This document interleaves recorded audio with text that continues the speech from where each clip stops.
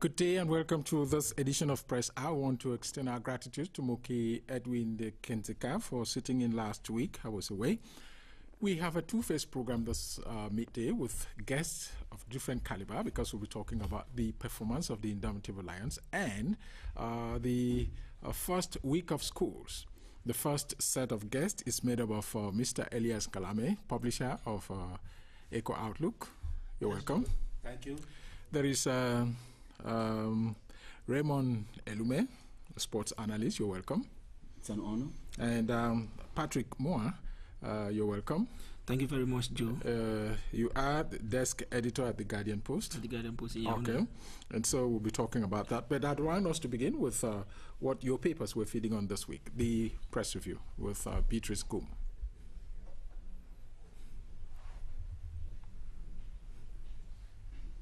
The papers this week carried stories of the head of state's presence at the China-Africa Forum, from the government bilingual daily Cameroon Tribune to private papers like The Post, The Voice, and The Horizon.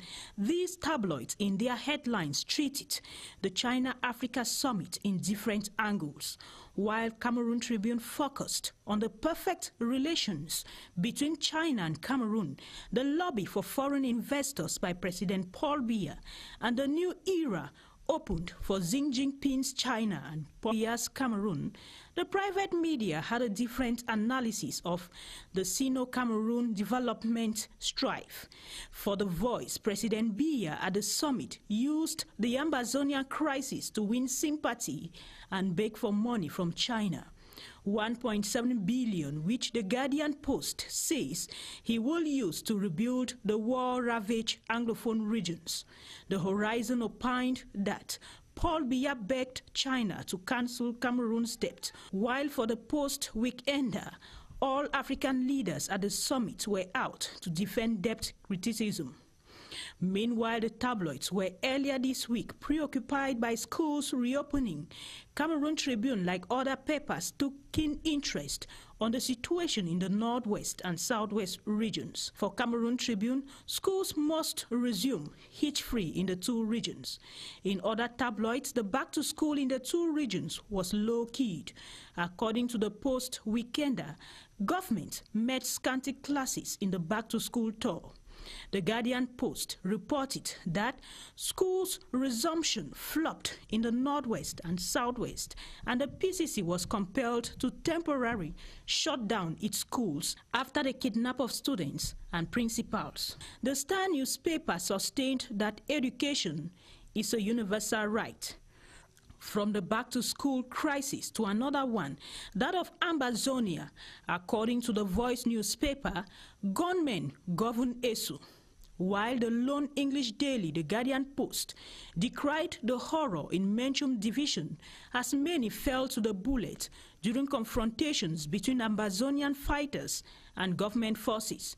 The paper also reported the end of the road for a military truck transporting soldiers to Oku to guard PM Yang's house from arsonists. News of the trial of Siseku Ayuk Tabe and co. also took proportions in the tabloids. The Post, the Guardian Post, and the Post weekender all carried stories on the hearing of the Ambazonian leaders, with their lawyers deploring a conspiracy and pledging to take the case to the appeals court. In the papers too, presidential aspirants made their voices heard.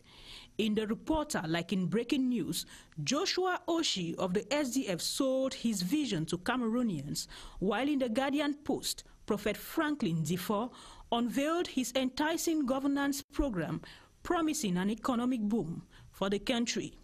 In Cameroon Tribune, the CPDM, the MCNC, and the SDF were seen at the forefront of activities.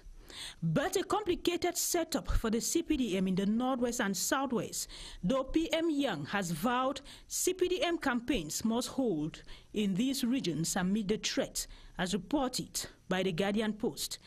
And in sports, Cameroon Tribune and the Guardian Post newspapers also carried stories on the friendly encounter between Cameroon and the Comoros, a seed-off Clarence epoch of great expectations for Cameroon's football, according to the papers. Champions of the local league, challenges of local football, like the transfer window and the performance of Cameroonian footballers in the diaspora, were also scrutinized in the tabloids. Enjoy the midday with the press. Back to you, Joe.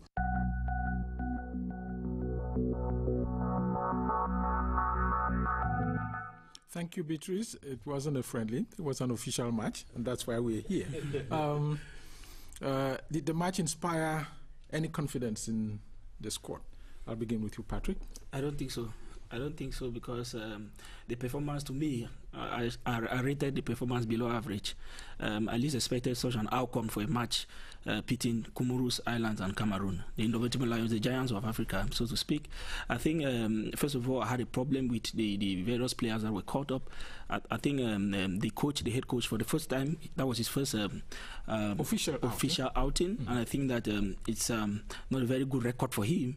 And it came too early, perhaps, to make the conclusion. We are not making conclusions yet, but I think that the outcome of the match just came to add weight to issues about people have been casting doubt over the fact that whether or not the choice is made and the new team in charge will be able to leave the African Nations Cup when we host it next year. Okay. Yes, your first observation about the match yesterday? Well, basically, new pot, but still cooking the same soup. It is not rocket science that any new coach coming in will still go into the same pool of players that Cameroon has. We are not going to fabricate any new players in the short term. So Clarence Seedorf and Kluivert, I mean, they had the opportunity of calling the same group of players that Hugo Broos has been calling, or Alexander Bellinger. Okay. But in terms of performance, I think it's still a far cry from the glorious years of 2000, 2002. Okay. I think it's their first outing, and we should still give them some slack. Okay. Your first observations, did the team inspire any confidence in you? Well, in terms of the performance, I will say that they tried. They tried, given that they were playing away. And you know, there are no underdogs now in football. To say that the Indomitable Lions want to keep their winning glory is no longer the case. It is at the pitch that we know who is stronger. Look at the case of Kenya and Ghana. Kenya, it was a big surprise, but that is football nowadays. So every team must prepare. But I have a problem with the attack line. I think the coaches have to lay a lot of emphasis, because Cameroonians want to really live those glorious moments. And in the absence of star-studded goal getters, I think all the players should be able to get the goal. They should be trained in that direction. Okay. Now, what, in your opinion, was lacking? First of all, the attack line, like he just mentioned, to me, but for the likes of Chupumuting, the rest of the players were playing with a lot of laxity. They were so relaxed. It wasn't like they were in a competition that counts. We understand that it was a qualifier, but the outcome of the encounter does not really matter as far as Cameroon's participation is concerned in 2019, because by dint of the fact that we are hosting, we are already a part of that competition. Did that not play? But again, yes, it played psychologically. That's why I'm saying most of the players were playing more like, I'm sure that's why even the person who did the press review was talking about a friendly encounter, because the way they played, the performance was more or less some kind of gala match. I didn't really see the seriousness that we had expected. Then again, I don't know why the likes of Alenyon, players who apply their trades out there in Europe, who are in fine form, were not caught up. To me, I saw some level of how can I put it? I saw some negligence in terms of the way the coaches went for the players. Players were brought that we least expected, and when we see them play in their professional clubs, they are not really in fine form, but yet most of them were caught up. I think we have a long way to go. The coaches really have to take time and monitor the performances of the various players where they are playing before they are caught up to the national team. What you say contrasts sharply with what the coach himself said, that he was going for players in top leagues and in top clubs. Yes. And so some are saying, have been quick to conclude, that it's because he had just 2 days to bring them together. And so you need that automation and that anticipation on the part of the players to know how, because they've not been playing together. And so that would have been a contributing factor. Yes, for sure. This is a coach who has coached AC Milan before. They train every day, morning, evening.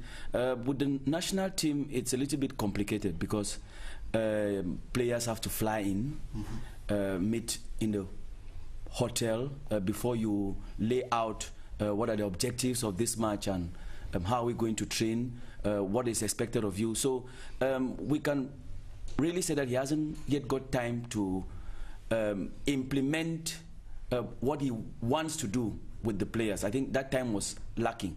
We should give him that. If we look at, there was a change in every single compartment.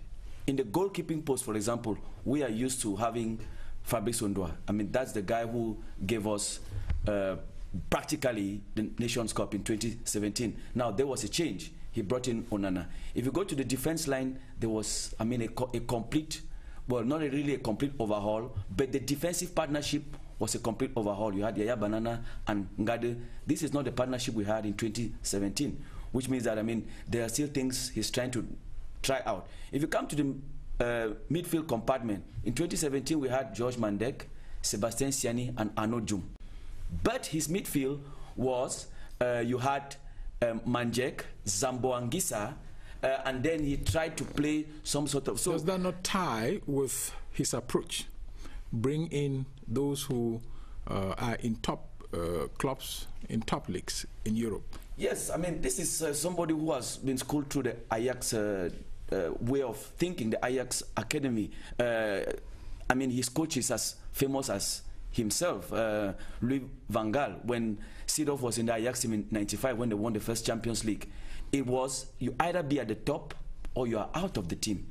And we all remember Kluivert was like 19 or 20 when he was keeping a big player on the bench. So I think the idea he's bringing is that if you are playing for a top club, you must be competitive to be caught up. Yes, to be caught up. And if you are not, but the style of play was lacking in width, and that width, Basogo maybe could have provided it. But I don't want to think maybe what would have happened, maybe what would have happened. I still think that it was his first encounter. He still has some time to be able to do the right scouting, go into, because the players make up the system. You don't come into a club or into a team and you have a fixed mindset of how you want to play. Because what I saw yesterday was basically like a 4-2-4. I mean, you had Baokeng up front, you had all the players, Toko Ekambi. So the playing style is, I mean, he still has to know and get the players to get that osmosis. That's going. The contribution which the coach has to make. Did you see a Seedorf touch to the team yesterday? I wouldn't say that I saw there was no clear difference, because to me the clear difference would have come with the series of goals.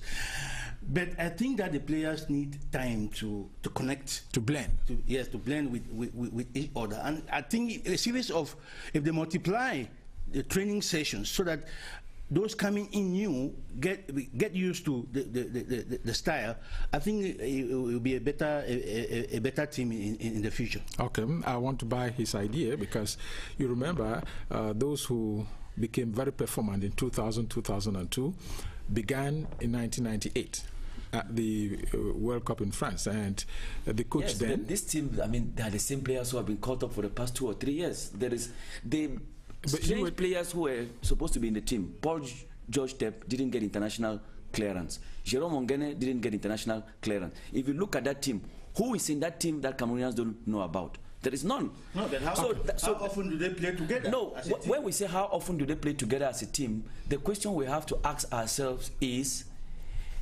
calling these players up, did the coach provide what is meant for them to be able to perform normally? I give you an example. Yesterday we were being led 1-0. As a coach, if I have to enter into the thinking of the coach, I want to put in offensive players.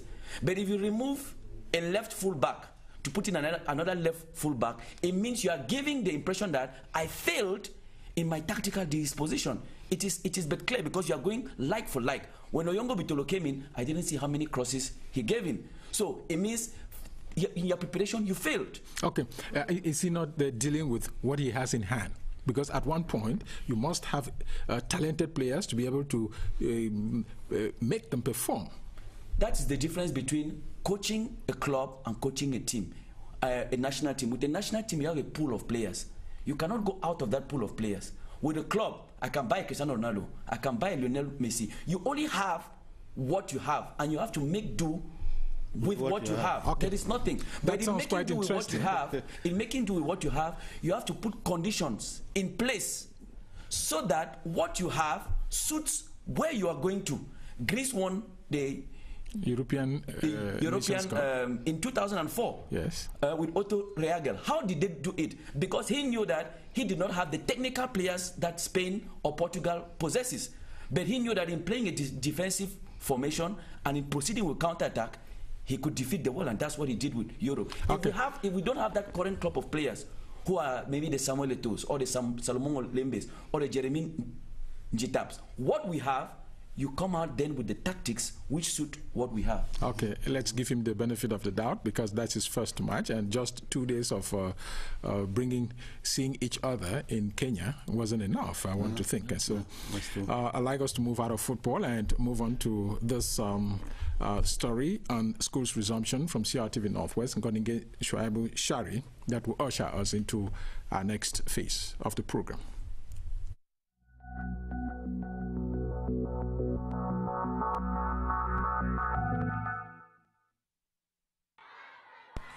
Even though the back-to-school effervescence was not at its optimum, it was, however, an effective teaching and learning atmosphere that Minister Yusuf Adija Alim of Basic Education met at the Champions Government School, Upstation Bamenda, where she officially launched the 2018-2019 academic year.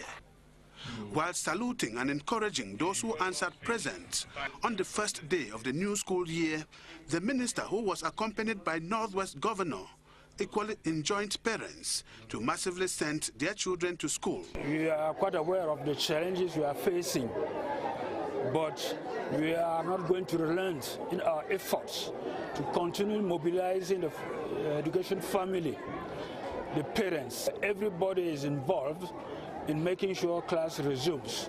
While stressing that no society can develop and prosper without education, Minister Yusuf Adija Alim noted that it is thanks to education that the Northwest region has produced the highest number of political and intellectual elites of Cameroon.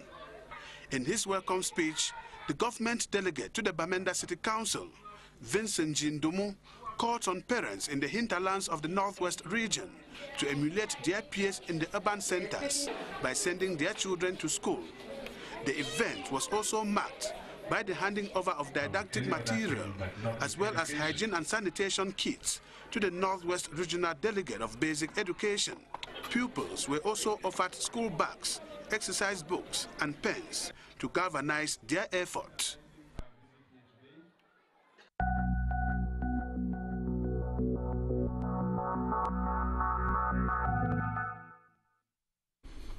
We want to thank Ngoninge Shuaibu Shari for that report, and to usher in our next set of guests, we have Professor Christophe Anso. You're welcome. Thank you for inviting me. And we have Dr. Charlie Nugap. You're welcome. Thank you very much. Charlie, the last time I received you here, you were a PhD student, and now you are a full doctor. How did the defense go? The defense went well. That was on the 25th of May. Okay. Mm-hmm. Yeah. And apparently, you are the first PhD holder somebody who's visually impaired and in your domain. Am I right? Yes, you're right. I think the first in the history of this country, the history of the University of Boya. Special needs education, special needs and inclusive education. Okay. Yeah. What did you defend on? What did you work on? Okay, I worked on inclusive educational assessment. My work is titled Comparative Analysis of Inclusive Educational Procedures of the Cameroon General Certificate of Education Board and Nigeria's National Examination Council. Okay. Did you have time to do an assessment or data analysis of what happens in Nigeria and Cameroon? Yes, I did. I traveled to Nigeria for data collection, which data I analyzed. I even went as far as Ghana to see what happens there. You know, I once featured on this program in 2015, and I told you the difficulties that candidates with visual impairment go through in the GCE examination. Exactly. I came complaining that the GCE board's assessment procedures were not inclusive. That's what made me to embark on this difficult research work, cross-national research, which is very painstaking, which is very expensive. And what are some of the key findings which you had? I had 7 objectives, and my objectives were in the area of setting examination questions, validation of the examination questions, registration procedure, the procedure for producing examination question papers and answer booklets, administration of the examination, scoring of the examination, and publication of results. And I found out that the National Examination Council of Nigeria was significantly more inclusive than the GCE board in the first 3 objectives. That is setting of examination questions, validation of examination questions, registration procedure, and then the GCE board and NACO, that's the National Examination Council of Nigeria, were both significantly inclusive in the second 3 objectives. That's production of question papers and answer booklets, administration of the examination, scoring of examination scripts, and then the GCE board was significantly more inclusive. I mean, performed better, far better than NACO in the area of publishing examination results. I should note here that the second objectives, although the GCE board and NACO were significantly inclusive, NACO performed significantly more inclusive than the GCE board. Okay. So it's only in the last objective that the GCE board performed significantly more inclusive than NACO. Now, when I look at you, I marvel at the retentive memory which you have, and I wonder, now, I know you teach in the University of Boya. Do you teach only visually impaired, or you teach across the board? I teach across the board. Special needs education is an academic program. It is not meant only for the visually impaired. It's meant for any category of students. Okay. So I teach the sighted. I teach those who are visually impaired who have chosen to read special needs education. Because in Boya we have students with visual impairment who are reading sociology, who are reading curriculum studies, who are reading education administration, and so on. That sounds interesting. Yeah. and if you were to send a message across to those who are like you, or who think that when you are visually impaired, you are finished, what would you say? I would tell them that they are important stakeholders in the project called Cameroon. All of us are equal. So it's not by virtue of your physical status that you should look down on those who are visually impaired. So we are all equal partners in this project. So I will tell them that they are shareholders. You know, those who there are some people who think that by virtue of being sighted or being so-called able-bodied, so-called normal, you are a shareholder in this business, this project we call Cameroon.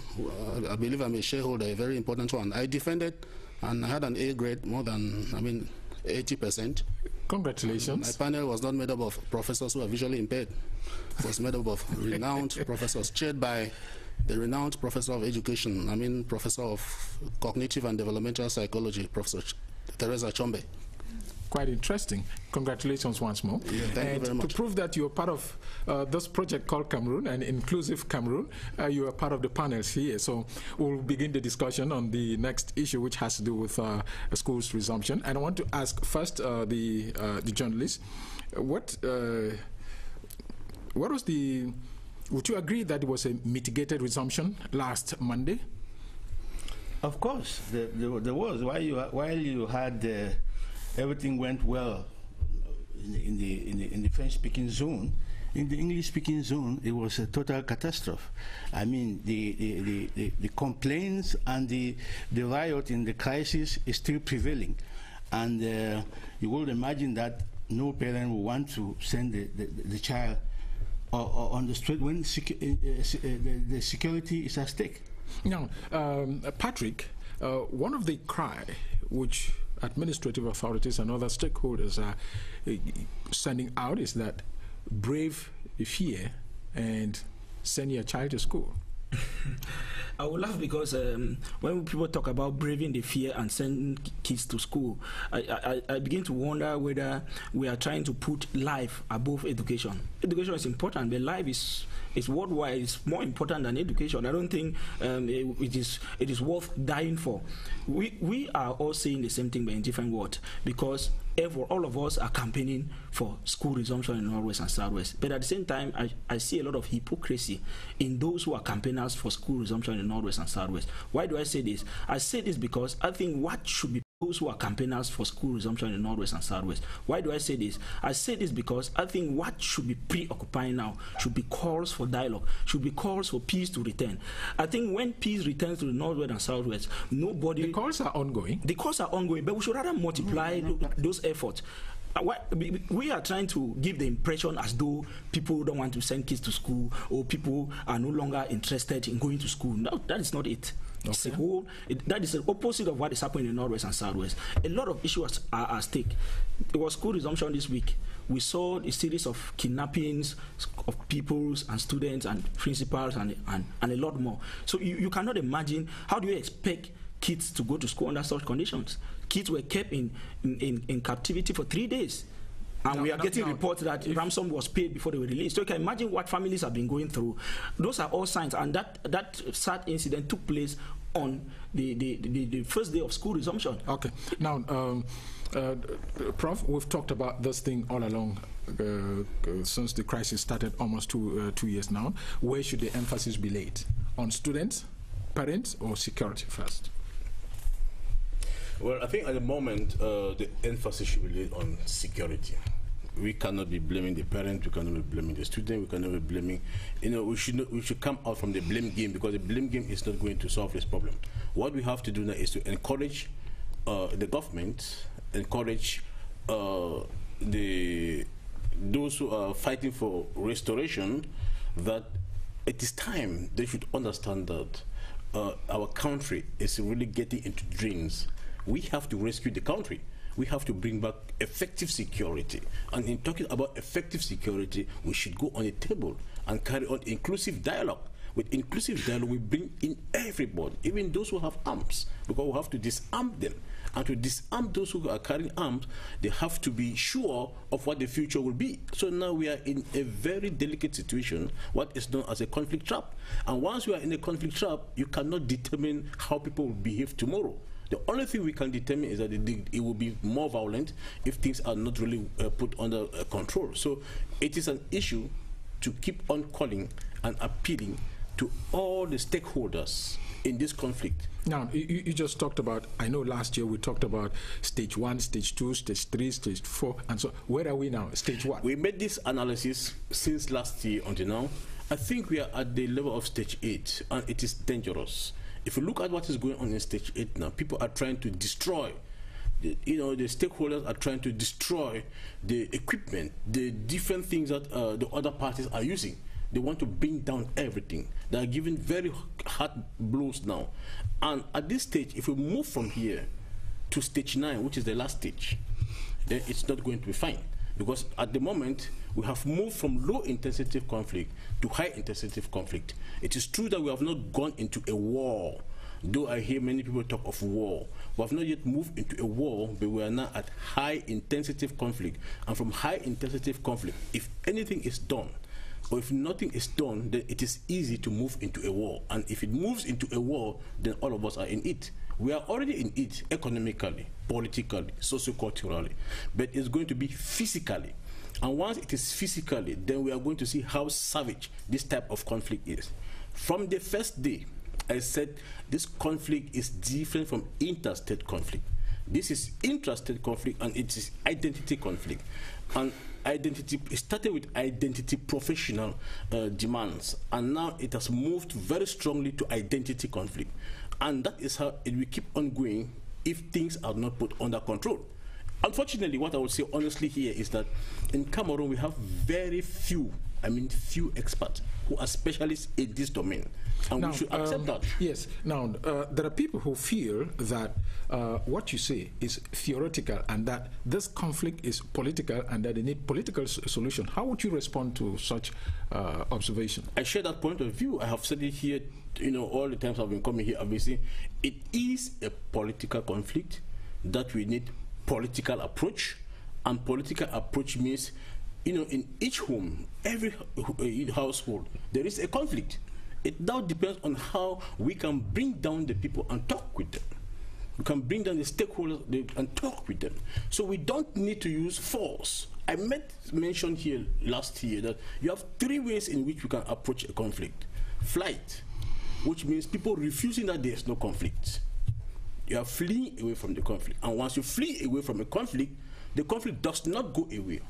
On the contrary, the conflict keeps on developing in a very bad way. 2, belligerence, which means use the force. When you use force in a conflict, you are suppressing, you are crushing, you are not solving the conflict. These 2 ways are not used to resolve a conflict. And that is why we have assertiveness. Assertiveness means taking the courage to dialogue, because there are so many complicated issues. And once we have these complicated issues, then we need to gather the courage and say, now we are in the mess, let us see how to dialogue out of this mess. I think that is where we are found now. Can such conflicts only be solved through dialogue? Now where we are, it is difficult. I have said we are in a conflict trap, which means that the parties do not trust themselves. And once the parties do not trust themselves, we have to move to the next form of dialogue. And that is what we call mediation. Say, yes, it can be solved through dialogue. The use of force will never solve a conflict. Forget about it. What we have to do is to explore. We have to explore the different pacific phase of conflict resolution. Now, would you equate the state and its machinery with those who are contesting that authority? Well, not equating, because you have what we call state actors and non-state actors. Okay. And this is where we find ourselves. The state is fighting non-state actors. And when you are fighting non-state actors, it becomes a totally different issue. And that is why it has become so complicated, because you don't even know where the actors are found. One of the characteristics of this conflict, you don't know who the actors are. You cannot really define them. You don't know their strategy. They are not conventional, as in conventional warfare. Okay. And so that is why we have to go into dialogue. Okay. Dr. Newgap, the students and pupils and students have been struggling to come to school, and there's this threat or fear of the unknown. Yes. What, in your opinion, should be done at this level? Yes, there's a fear of the unknown. I think that at this level, the matter has gone out of control. I believe that those who are fighting, the Ambazonian fighters, they no longer are ready to receive instructions even from the Ambazonian interim government, because I know there's been a call for schools to reopen. So I think at this moment there should be, my colleague here says that we are not yet in a state of war, but I know that the head of state declared war last year. That's why these boys are fighting with our security forces. I believe that if the head of state can declare a ceasefire and withdraw the military from the Anglophone zone, these guys will have nobody to fight with, and there will be some peace and schools can return. That withdraw the military and leave them with their arms in that area? Will they not become marauding forces? Well, when he does that and then calls for dialogue, genuine and inclusive dialogue, then we can start talking about demilitarization. Okay. Now, Elias, when you look at what is happening and you see the courts, it looks like the emphasis is more in urban areas than in the rural areas. Meanwhile, schools resumption in the rural areas, even last year, was a dismal failure. But of course, because even the fighting even the resistance has moved from the urban areas to the rural areas, to the peripheries, because these are the people who are hardest hit. This Anglophone crisis didn't start today, but the difference between what used to obtain years and what is happening now is that it has moved from the elitists or the elites who are fronting this struggle to the masses. No matter what security pressure you put, once you have to deal with the masses, you can never succeed when you want to use force, because no security succeeds without the collaboration of the population. Once the population see you, their military, their security as enemies, whatever force they use, they will never succeed. And that is why it is becoming more and more difficult. I listened to Dr. Musu the other day, and he was saying that when you talk of Anglophone, what they call pro-independence fighter, it is, you cannot pinpoint. It is true that there are some scapegoats here and there, but it is a community fight, and that is why it is very difficult to suppress. Because as you suppress one community today, others are mushrooming. They are just coming in from different angles. So what formula will you use? What formula will the security operative use to suppress such a struggle? So dialogue and inclusive dialogue is the way out. And until we have this, I think we will remain in this whole quagmire for a long time. Now, Patrick, he just talked about the community or massive involvement. Now, I just listened to the chief of the military unit in the Northwest region, who said that the churches should help detect where these boys are and see if they can call them back, and even appealing to the mothers who were wailing the other day in Boyan and in Bamenda, to tell their children, or cry to their children to come back home and whatnot. And others were saying there's no security and so on. What should be done? Who should take the first step, in your opinion? I think the government has the larger task here to play. Where we talking about dialogue. I don't know. Sometimes I'm in doubt. I wonder aloud to myself whether the government needs a court ruling. A court ruling before dialogue is caught. I don't know why they delay. It's sickening, and it's really annoying that what is happening in Northwest and Southwest region has been going on for more than 2 years now, and yet government is feet dragging about the issue of dialogue. I dare say that we have even passed the stage of dialogue. To me, at this stage, we should be talking about negotiation. Because it's appalling when a government official comes out and say, even if there's dialogue, supposed to be dialogue. Or somebody have been saying that dialogue has been ongoing. I don't know. Dialogue with who? Dialogue, they are now casting down who should we dialogue with. No, we'll dialogue with this one, we'll not dialogue with this one. No, that's not an official statement. It is an official. It's coming from a government official who says that we know, all of them who have been making those utterances every now and then, that they cannot dialogue with this because they're terrorists like this. It is all of this issue of name tagging, give names to people. It's partly the cause or the reason why we're where we are at this moment, because there's a lot of provocation on the part of government. There's a lot of provocation on the part of the separatists. But we have to reason together. Like experts have been saying, both camps should be able to listen to each other. Because we are talking even about dialogue, somebody has to take the lead. And who should take the lead at this time? I think government should be able to call for a ceasefire. Sometimes I wonder whether government is really serious about this issue of having calm return to the Northwest and Southwest. Proposals have been made. There's a commission that has been set up. The commission took several trips to the Northwest and Southwest. Proposals were made, and those proposals are coming from the people who are living in those areas. These are their proposals. Do this, government should do this, do that, and maybe relative calm will return. But as it stands, all those proposals, I don't know at what level they are now.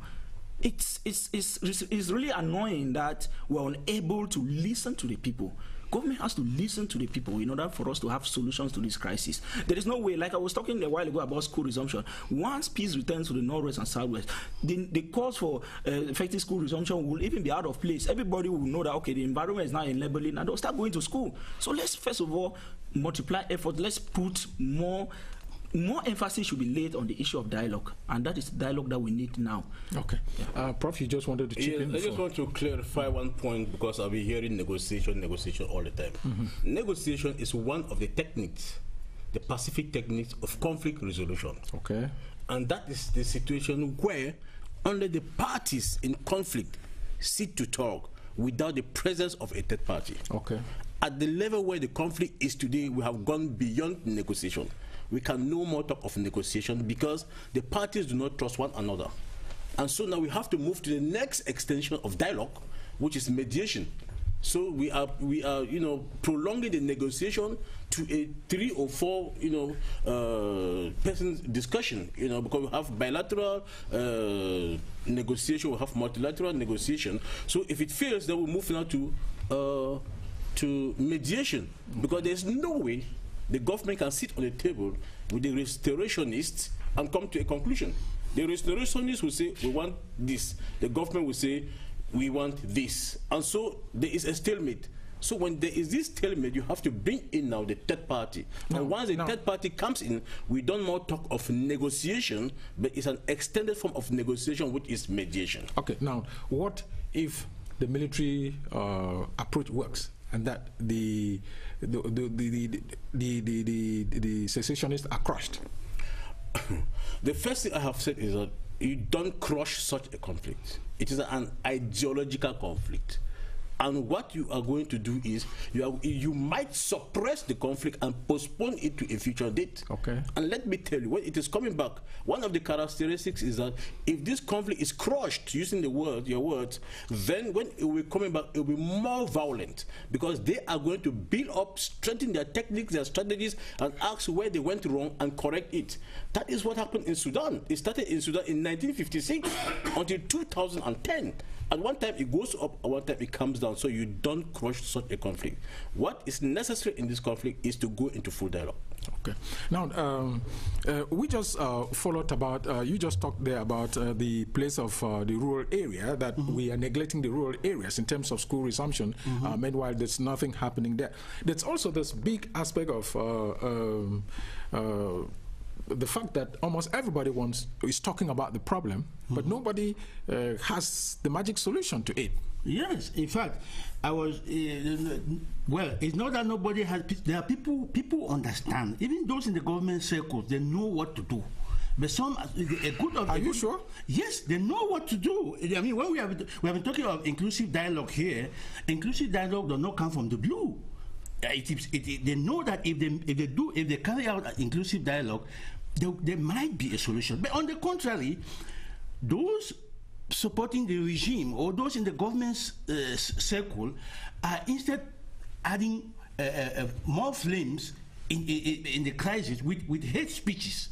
I mean, when you make uncivil utterances in order to defame or in order to hurt the other people, you think that you are targeting, you are addressing the so-called secessionists, but you are hurting a whole community generally.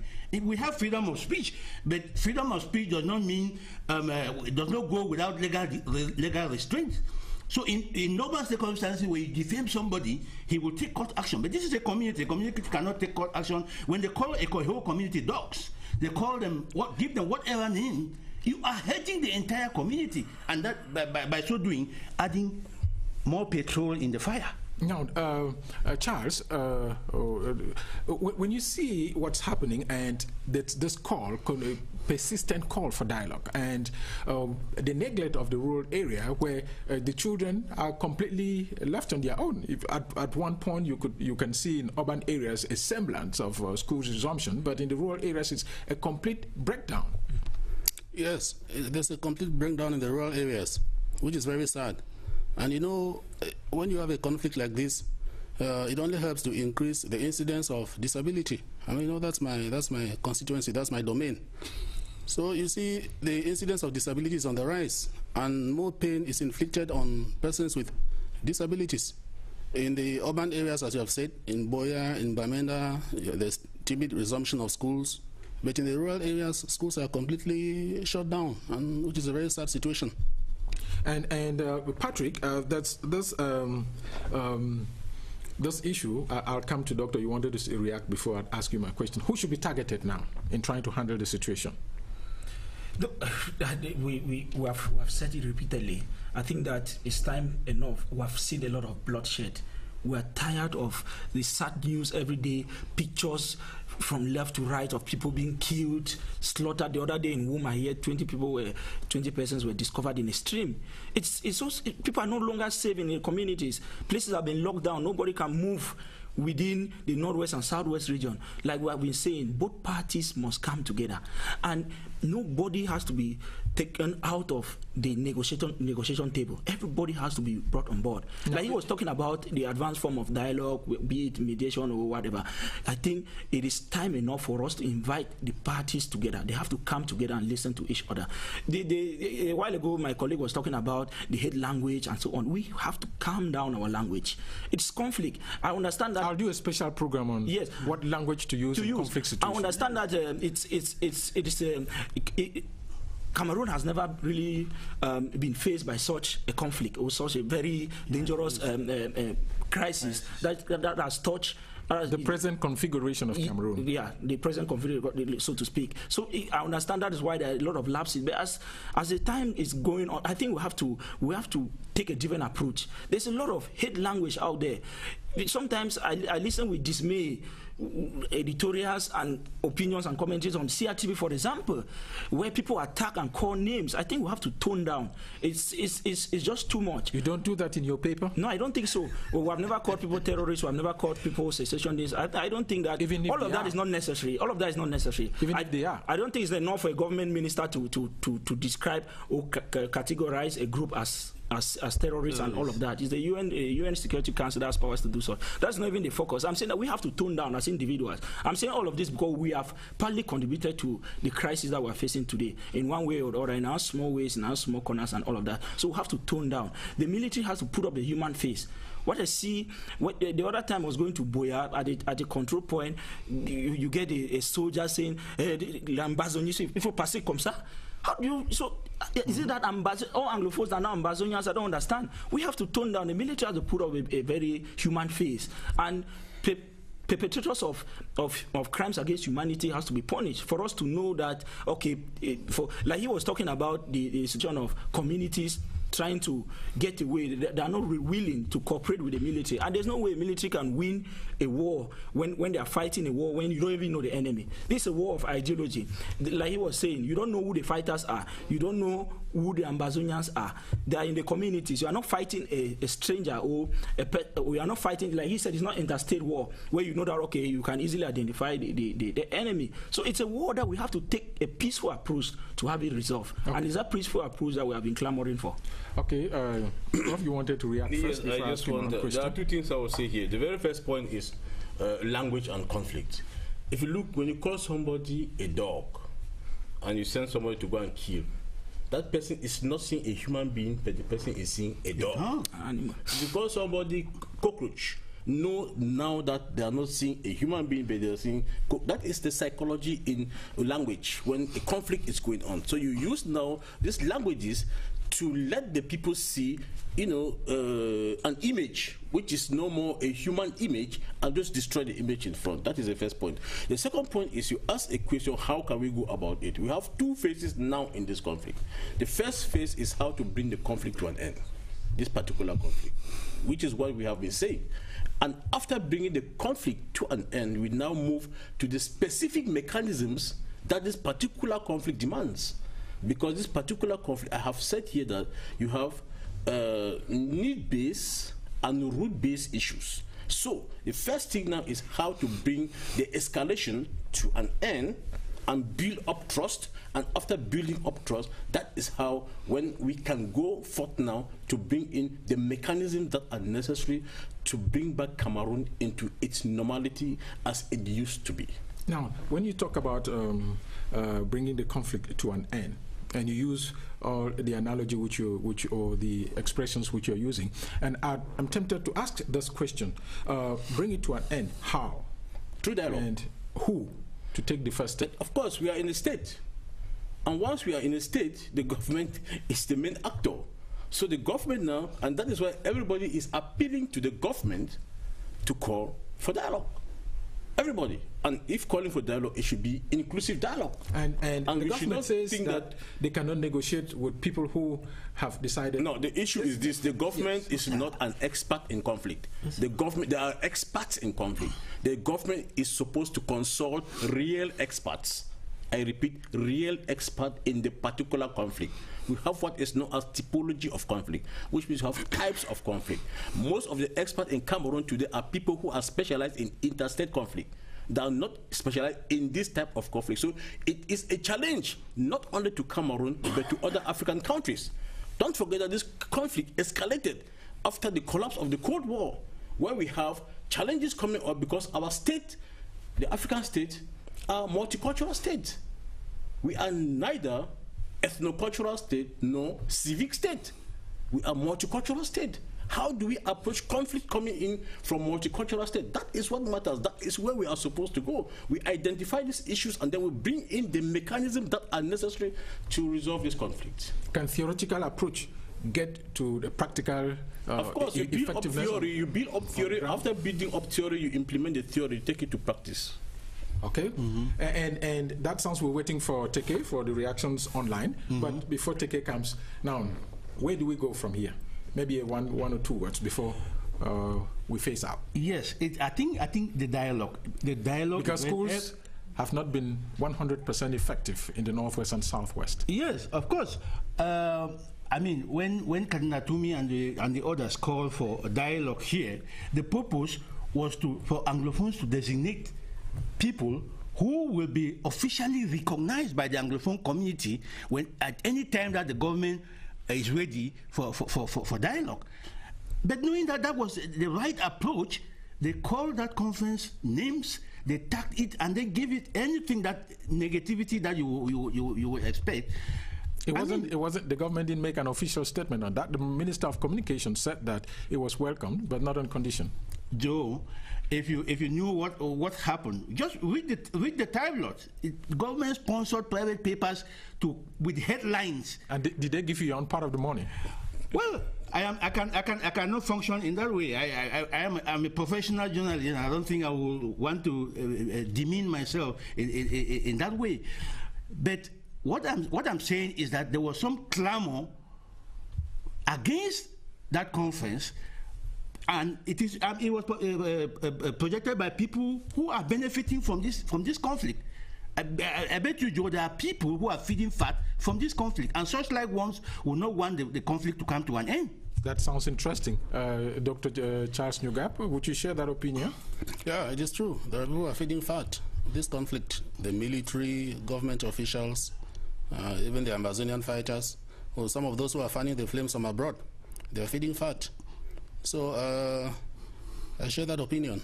And as a person with disability, I'm calling for dialogue. I'm calling for the situation to be brought under control, and that step can only be taken by the head of state. And I wish to remind him that he is a political student of Roosevelt. You know, Roosevelt was a person with disability who governed America he died during his 4th mandate. And if President Biya took over the helm of affairs and christened his government New Deal, which was fashioned out by Roosevelt. And then today he's helping to, we find ourselves in a situation whereby the incidence of disabilities on the rise. I think he should come out and call for a ceasefire, and then let dialogue begin so that disarmament can take place. Now, the members of government, some of them have said that the dialogue is ongoing. Dialogue is ongoing. The dialogue is ongoing, but I think that some people are left out of the dialogue. The Amazonian fighters. I've heard government officials say that they cannot talk with them. I remember very well that the international community has not labeled the Amazonian fighters terrorists. Okay. The world labeled Boko Haram terrorists, but our government went ahead to dialogue with them each time government officials or their wives were kidnapped. So what stops? I'm not sure that is true. No, that is very true. That is true. I just want to add that. Just hold on. Take it. Just 1 or 2 words because our time is running out. Yes, we had this reaction from Asa Herman, particularly relating to the performance of the coach Sidov. He said it's quite encouraging for a coach to train just for 2 days and have a victory with a draw against Comoros in their last encounter. Let's just take this one from Alice Ngwafo, still relating to the match, saying that they are encouraged and they hope that it should give the coach a chance to perform his duties, and Cameroon is going to have many more victories. Okay. I hope. Let's thank you. I want you to stop at that. And since our time is running out, a department has been opened in the University of Buea. How can that contribute to this type of conflict in the future? Well, yeah, today we have a new department in the University of Buea of International Relations and Conflict Resolution. I think that it is what we call a long-term goal, because we have to bring in students now, and these students are going to learn, and it is going to be very important the way we are going to do typology of conflicts, so that students will be able to know types of conflict and the mechanisms that can be used in each type of conflict. So we are working towards that. We are going to recruit students, and students, I believe you, Buea is going to be, the university is going to be the citadel of peace in Cameroon. Okay. In international relations and conflict resolution. You wanted to chip in something? Yes, I wanted to say, when it baffles me when government keeps talking about, oh, dialogue has been ongoing. It will appear we have our own version of dialogue in this country. You cannot go to Bamenda, you hold a town hall meeting at the Congress hall, and you call that dialogue. You are dialoguing with who? People, not the aggrieved persons. Have they been talking with those who are calling the shots? Have they been talking with those who are causing havoc in the Northwest and Southwest? No. Okay. That's Thank something you. else. It's we not cannot, this is ongoing. We will continue to be talking about this, and like I promised, we will do a program on the language in conflict. Thank you very much for being with us on the program this midday. We're looking forward to being with you again same time next week when we'll be on with another in the series. Until when we meet again, have a nice time on CRTV and stay with us if you can. Good day.